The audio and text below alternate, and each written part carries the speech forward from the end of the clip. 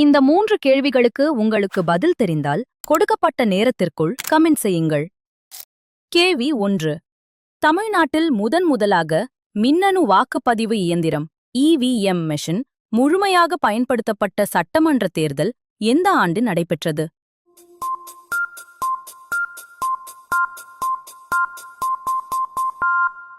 கேள்வி 2. இந்தியாவில் வாக்காளர் அடையாள அட்டை இபிஐசி கார்டு முதலில் எந்த ஆண்டில் அறிமுகப்படுத்தப்பட்டது?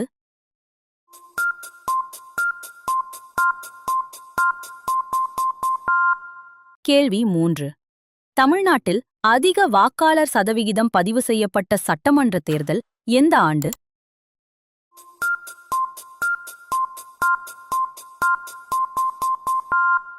இப்போது பதில்கள். பதில் 1 2001. பதில் 2 1993. பதில் 3 1967. சுமார் 76%. இன்று ஜனநாயக திருவிழா. இம்முறை இந்த 76%ஐ 100%ஆக உயர்த்த முயற்சி செய்வோம். உங்களின் எதிர்காலம் உங்கள் விரலில். சரியான வேட்பாளரை தேர்ந்தெடுங்கள். அனைவரும் மறக்காமல் வாக்களியுங்கள்.